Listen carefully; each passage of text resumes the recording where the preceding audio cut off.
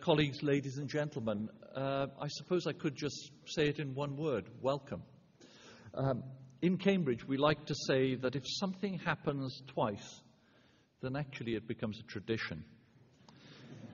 So the Gulf Research Meeting is now in its third year, and so on behalf of the university, I actually offer you a warm welcome to Cambridge and to this traditional meeting, a partnership between the University of Cambridge and the Gulf Research Centre, Cambridge. In 2 weeks' time, the United Kingdom will be host to 10,000 athletes from 204 countries for the Olympic Games. Heathrow Airport, I'm told, is expecting 600,000 international visitors. I'm delighted to welcome you here, and for the sake of your travel plans, I'm glad you got in early. I am delighted to note that this is the biggest academic meeting on the Gulf outside the Gulf region. This is testimony to the many lively academic relationships that Cambridge has with Bahrain, Kuwait, Oman, Qatar, Saudi Arabia, and the United Arab Emirates. To mention only a few, we're proud of our links with Sultan Qaboos University in Oman, King Abdulaziz City of Science and Technology in Saudi Arabia, and the Ras Al Khaimah Center for Advanced Materials in the United Arab Emirates.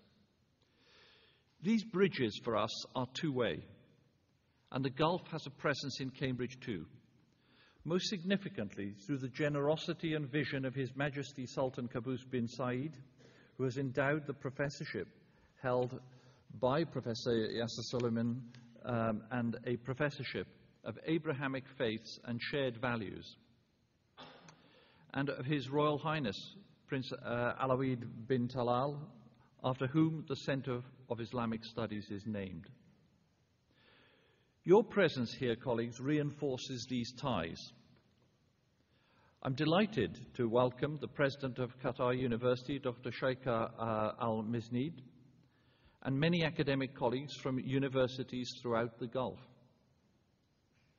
The relationships are important to us. They are institutional, but they're actually very personal. After all, the high-minded aspiration of vice-chancellors and presidents can have little effect without the enthusiasms and ambition of individual academics. And I'm pleased to report that such enthusiasm is here in abundance. It is this enthusiasm that makes our collaborations successful. The Gulf Research Meeting covers a mighty range of themes. From what I can see, from banking through agriculture, health, and energy, all these topics are shaped by the particular resources and needs of the Gulf states. But all are vital to the quality of life in every nation and society. My own academic field is medicine. I'm an immunologist. My studies in that field quickly led me to the realization that many of the challenges facing the world are interconnected. For example, in poor societies, healthcare, food security, and education are actually inseparable. You can't have any one of them without the other two. For this reason, universities, because they combine depth of understanding with breadth of discipline, and because of our natural tendency to collaborate, are the perfect institutions to contribute to solutions to these multifaceted challenges that the world faces. At the first Gulf Research Meeting in Cambridge in 2010, my predecessor, Dame Alison Richard, said that great universities share 5 simple characteristics, and I would really reiterate them. Firstly, we are supported and sustained by society with a duty in turn to serve society. Secondly, we pursue academic breadth and excellence in all that we do, and excellence and quality remain core drivers to everything. Thirdly, we have a unified mission to teach and to do research, not one without the other, but both together. We have a high level of autonomy, the ability to make independent decisions and to have that academic freedom so prized by academics around the world to be able to comment, to be able to investigate, to be able to suggest different opportunities. And the last is possibly the most important, is our boundaries have to be porous.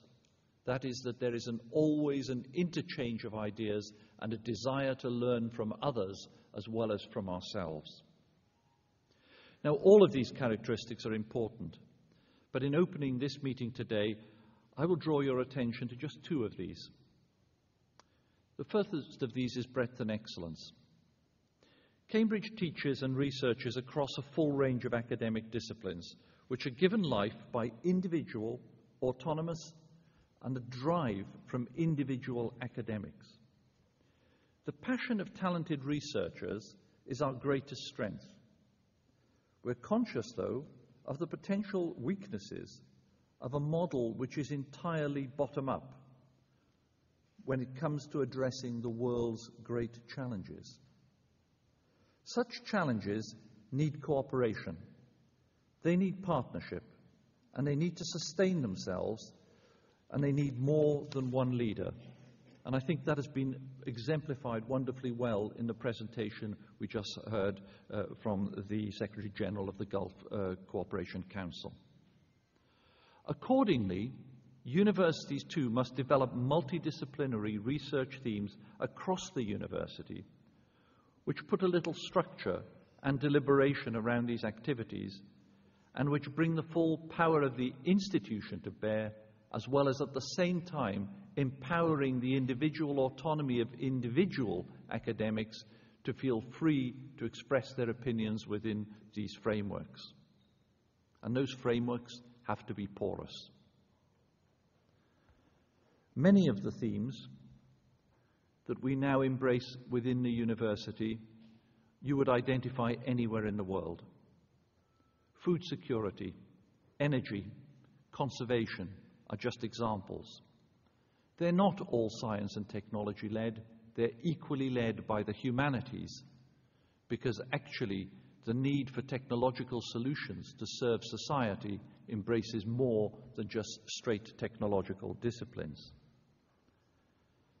These are important to the Gulf, and I know they will feature in your program over the next few days, and I can only encourage you to question, to debate, and to bring out ideas that we can share around between ourselves and to make new ideas flourish. The second example I would like to give to you is society. There's a lot of debate going on in media, both in Britain, around the world, and I'm sure in the Gulf, as to what constitutes, whether we are notionally public or private. We all receive support, financial and moral, from our societies. It is society who grants us freedoms, and the support we receive bring with them obligations to that society. And we squarely recognize this in Cambridge's mission statement, which begins, "The mission of the University of Cambridge is to contribute to society." Cambridge prides itself on being a global university, and I'm afraid that means that the onus is on us also to consider that when we refer to society, we refer to global society and not a parochial society enshrined only in these islands. In our teaching and research, then, we bring together specialists from inside and outside Cambridge to work on projects that can enhance critical understanding and cooperation between cultures, the importance of which, in a world full of instability and conflict, is clear and obvious. The Department of Middle Eastern Studies and the Center for Islamic Studies have made an excellent practice of this sort of interaction. Frankly, a practice of which this meeting is a shining example. And so, I can only conclude by saying you're warmly welcome in Cambridge, even though it may not be so warm outside, for what I'm sure will be an absolutely stimulating program, and all the more reason to stay indoors if the rain is falling outside. But I wish you a very, very successful meeting, because the issues you're going to debate will not just be issues for the Gulf. They are issues for Cambridge, and bluntly, they're issues for the world. Good luck to you all, and do have a successful meeting.